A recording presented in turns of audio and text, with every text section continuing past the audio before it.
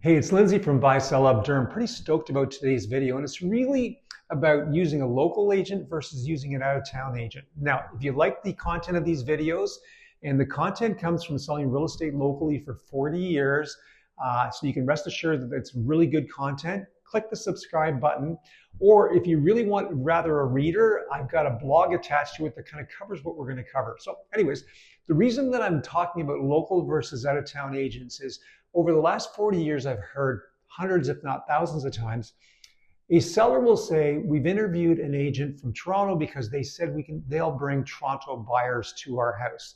Now, the reality is this, over the last 4 days, I did a check, and 40% of the houses that have sold, all houses in Southern Durham region, were sold by local agents. 60% were sold by Toronto agents.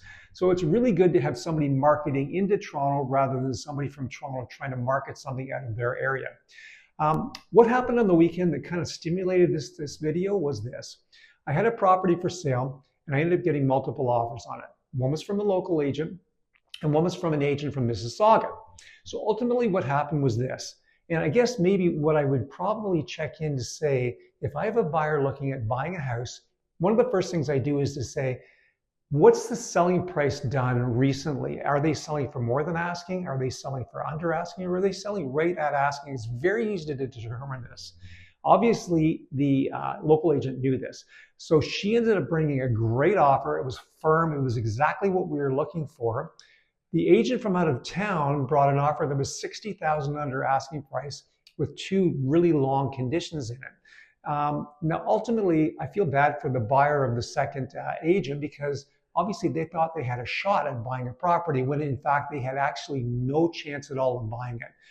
Ultimately, the local agent was the one that sold it.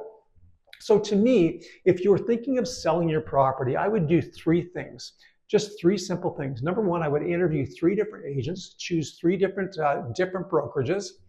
Number two, I would ask them to bring MLS copies of listings that they've sold in your town. And so to show that actually that they're doing some business in your town and maybe marketing materials on what you did to market those listings. The third was, we all have access to what's called the top 100. If you sell one house in our trading area, you're marked as having a property that an agent that sold one house. And what they do is there's 9,400 agents that did one transaction locally.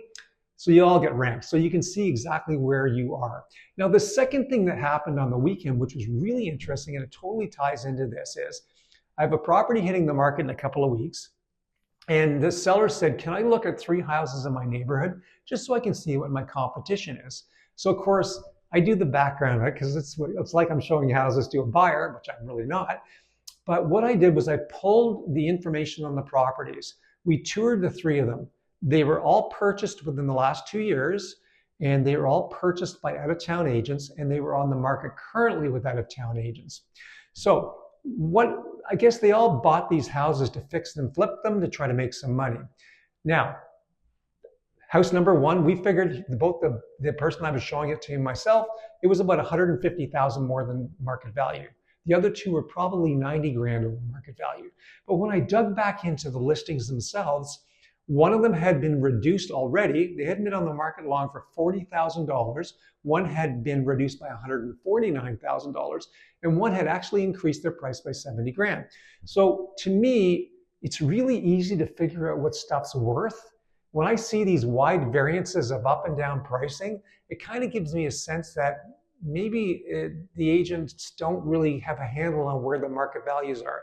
So back to what I would suggest you do. If you're thinking of buying or selling with an agent, make sure you use local, make sure you use somebody who's done business in your area, and make sure you've got somebody who's high up in the top 100, because that shows you that the person's good at sourcing out properties, figuring out prices, and making a seamless transition for you. If you've got any questions, I can be reached on any of my social media platforms. Shoot me a message, or you can catch me on my by giving me a call or a text at 905 area code 743-5555. Have a great week.